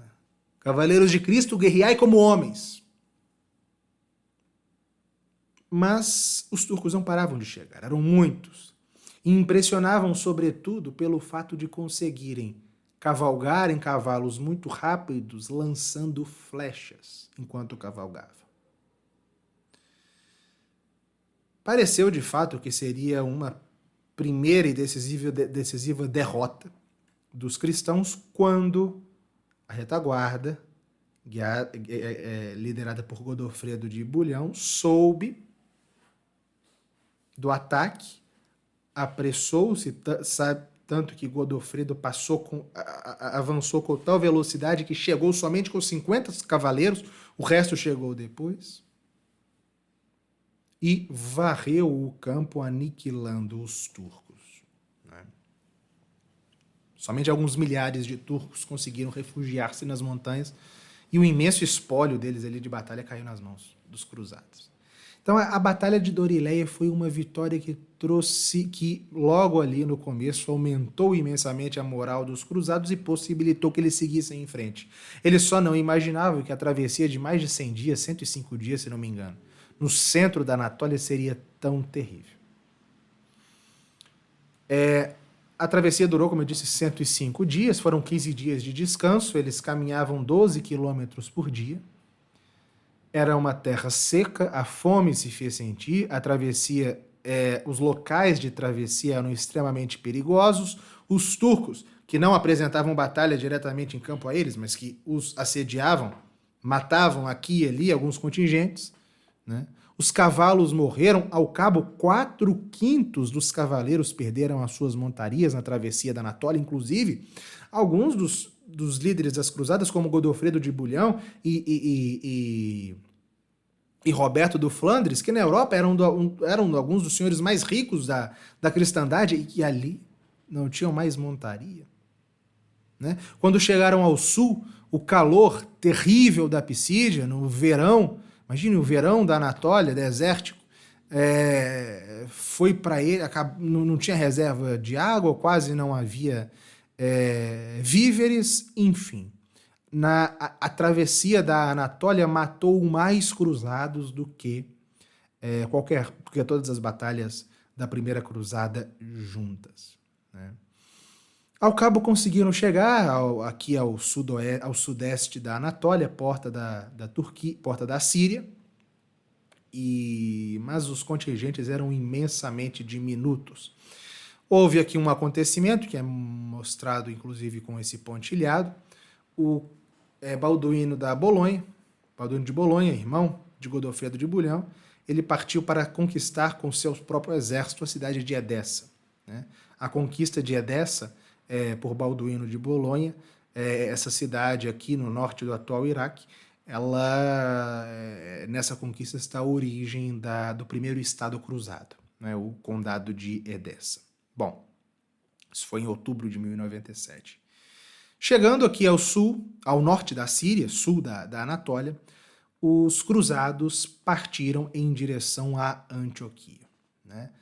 Aquela cidade causou impressão quando chegaram, porque era uma cidade murada com 450 torres. Todos sabiam da importância daquela cidade para a história cristã. E era uma cidade estrategicamente fundamental. Não se podia partir até Jerusalém sem passar por Antioquia. Não se poderia conquistar Jerusalém sem Antioquia, com Antioquia nas mãos dos turcos. Então era necessário conquistar Antioquia. O cerco de Antioquia durou 7 meses. Foi um dos episódios também mais trágicos da história das cruzadas. Os governantes turcos de Antioquia puseram os cristãos que habitavam lá para fora, de modo que os cruzados tinham que alimentar não apenas a si, mas também os cristãos que haviam sido colocados para fora. Apesar da chegada de suprimentos por mar, de genoveses e ingleses, não foi suficiente. A fome era cada dia pior. As doenças ali no campo de batalha começaram a se disseminar. Os cavaleiros que ainda tinham cavalos tiveram que beber do sangue das suas próprias montarias para não morrerem de sede. E mais, eles estavam ali sitiando Antioquia enquanto um exército turco se aproximava para defender a cidade. Então era necessário, era fundamental que eles conseguissem entrar na cidade. E o heroísmo da vez coube a Boemundo de Taranto, aquele nobre do sul da Itália, aquele nobre normando do sul da Itália, que conseguiu que um dos vigias das torres, o vigia de uma das torres, ele subornou o vigia de uma das torres de Antioquia em uma certa madrugada de 3 de junho de 1098, e eles conseguiram entrar por essa torre, abriram os portões da cidade para o restante do exército e tomaram Antioquia. Só que isso foi, no dia 3 para 4 de junho de 1098. Antioquia voltava a ser cristã depois de tantos séculos. Mas, logo, os sitiantes se tornaram sitiados, porque se aproximava o exército do emir de Mossul, Curbuca, que partiu, né, em defesa, em socorro de Antioquia, à frente de um exército bem numeroso. Os cruzados entraram em desespero, porque faltavam suprimentos em Antioquia e, logo, os turcos também se aproximavam pelo lado de fora. Era necessário um milagre para fazê-los vencer. E esse milagre veio. Certa noite, um dos monges que acompanhavam os cruzados, chamado Pedro Bartolomeu, disse que teve um sonho pelo qual Santo André lhe dizia que na igreja dedicada a São Pedro, em Antioquia, se ele cavasse, ele encontraria a lança com a qual o centurião perfurou o lado de nosso Senhor Jesus Cristo, e que aquela relíquia lhes daria vitória. Cavaram por alguns dias e, ao cabo, encontraram a lança. Aquilo aumentou imensamente a moral dos cruzados. Apesar da fome, apesar do cansaço e apesar do número diminuto das tropas em relação aos turcos que estavam cercando, eles decidiram oferecer batalha aos turcos e abriram as portas de Antioquia em 28 de junho de 1098. Eram apenas 200 cavaleiros montados e um punhado de soldados a pé. E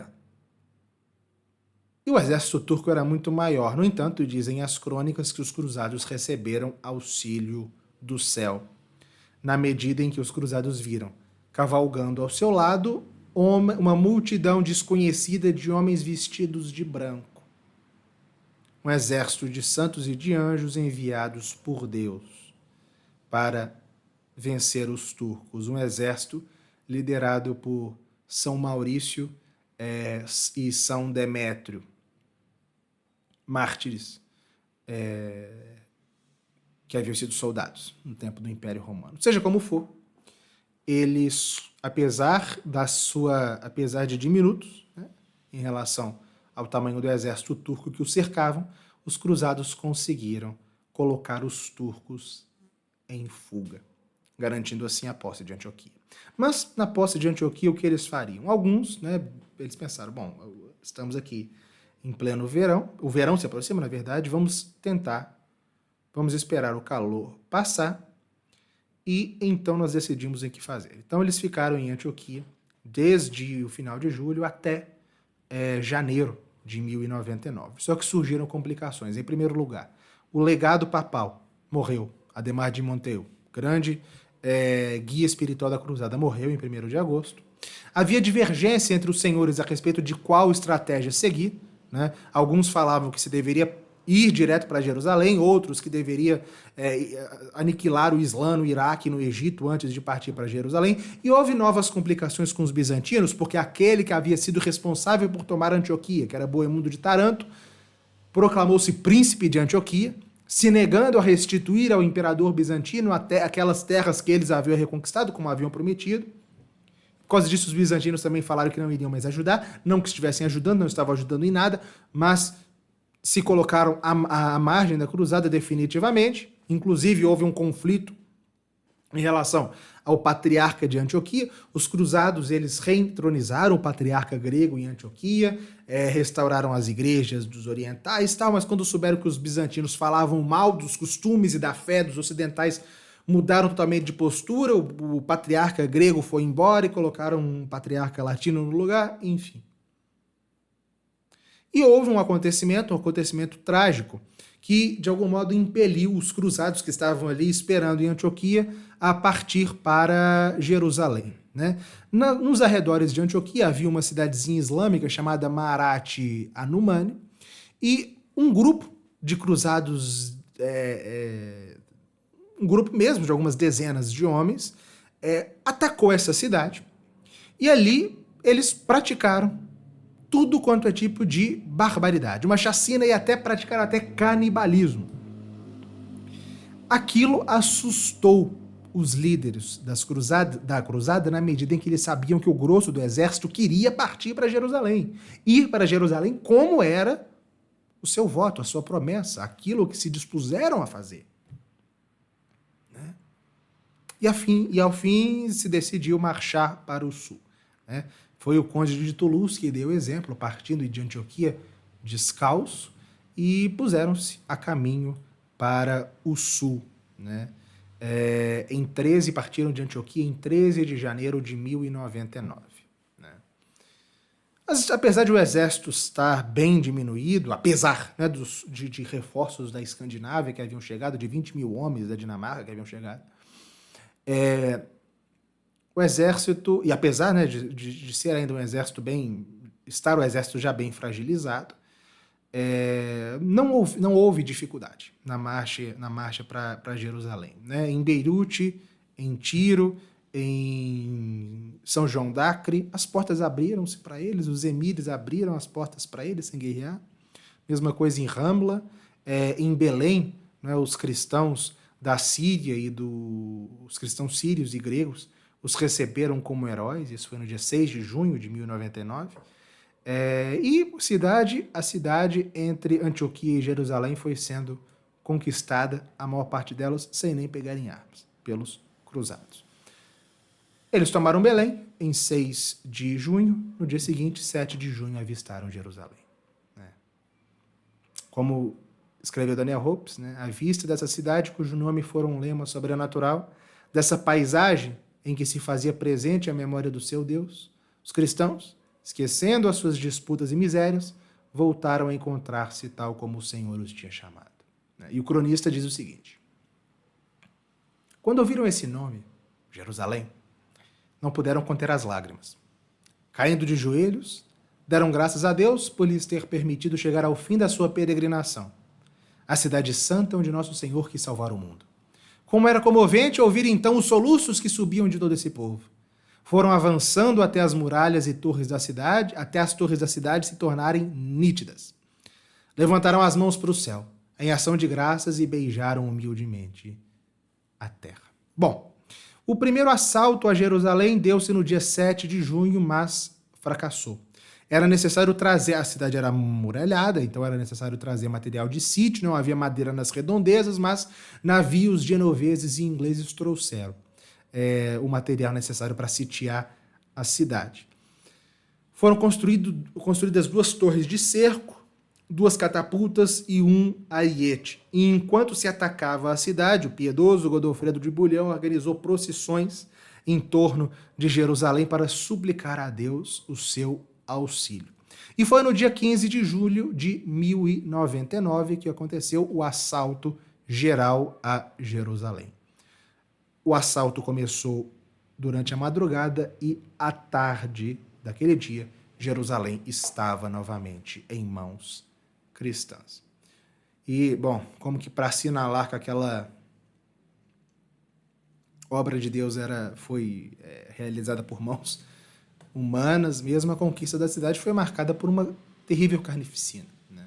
Os próprios vencedores se envergonharam disso. É verdade que há alguns que questionam a autenticidade o próprio Jonathan Riley-Smith, que é bem ponderado, ele fala isso, né, que os próprios cristãos podem ter exagerado os relatos da carnificina, enfim, mas foi isso que passou, que houve uma carnificina terrível. E, quando anoiteceu, né, os vencedores, depois de terem se lavado, se acalmado, subiram descalços à Via Dolorosa, entoando a Salve Rainha, beijando as pedras em que Cristo havia caído, e chegaram ao Santo Sepulcro. Né? Lançaram-se por terra diante do Santo Sepulcro e ali ficaram, durante muito tempo exaustos e felizes, com os braços em cruz. Mas os cruzados, eles não eram simples, eles não eram saqueadores. Eles vieram para ficar. E estabeleceram estados latinos na Terra Santa.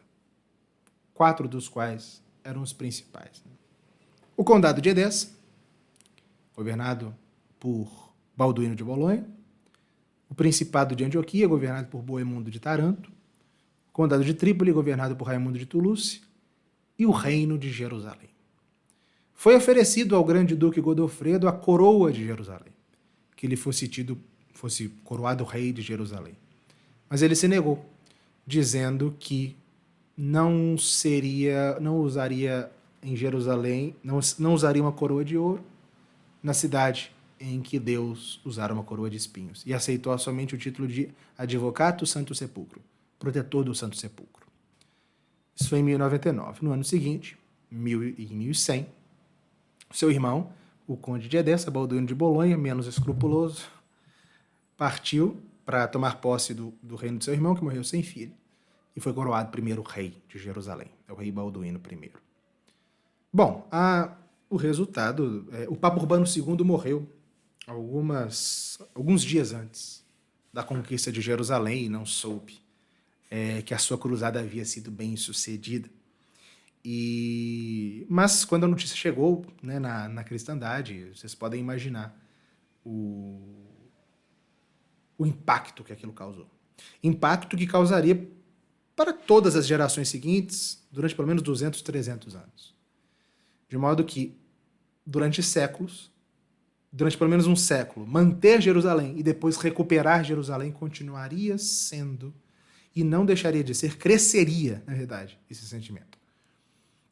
Dominante em toda a cristandade, de modo que não será possível falar de nada nos próximos séculos que não toque, direto ou indiretamente, nas cruzadas. Inclusive, na nossa próxima aula que nós teremos, que em continuação a este curso, nós trataremos da vida e da época de São Bernardo de Claraval, que foi inclusive o santo que foi responsável pela organização da Segunda Cruzada. Bom, e como eu disse, essa aula aqui faz parte de um curso mais longo. Muitos dos temas que nós tratamos aqui, como a relação entre a Igreja do Oriente e do Ocidente, como ela foi se deteriorando a partir do século VI e VII, até levar ao terrível cisma de Fócio no século IX e ao cisma do Oriente no século XI, tudo isso nós temos aulas específicas lá na Escola de História da Igreja. Do mesmo modo, as relações entre cristandade e Islã, nós temos uma aula sobre o surgimento do Islã, uma aula sobre as conquistas islâmicas, uma aula sobre as lutas dos papas do século IX contra os saqueadores islâmicos na Itália no século IX. Uma aula sobre a resistência cristã na Batalha de Poitiers, no tempo de Carlos Martel, no século VIII. Isso também, 2 aulas sobre a Reconquista Ibérica, entre os séculos 8 e 11, que são, em grande medida, prelúdio das cruzadas, enfim. Todo esse contexto, tudo isso que antecede, né, o pontificado do Papa Urbano II, que esteve, né, aqui nós tocamos em um ponto do pontificado dele, que é a convocação da cruzada, mas o pontificado dele foi muito mais do que isso. 2 aulas atrás nós tratamos disso, está lá na escola. Enfim, todos esses temas são tratados de modo aprofundado, detalhado e calculado na Escola de História da Igreja, né? Fora os outros cursos, além deste curso principal, que vocês têm acesso quando se matriculam, né? O nosso objetivo é proporcionar, de fato, um conhecimento sólido e aprofundado a vocês, né?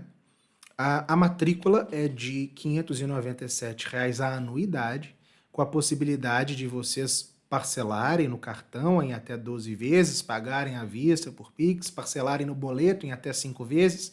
Enfim, é um preço que nós consideramos assim bem aquém do que nós oferecemos, né? Nós oferecemos muito conteúdo na escola, mas justamente para possibilitar a vocês que vocês conheçam de fato a história da Igreja e a história do Ocidente por um olhar católico, né, nós procuramos facilitar de todas as formas, tanto através dos meios de pagamento quanto do valor em si.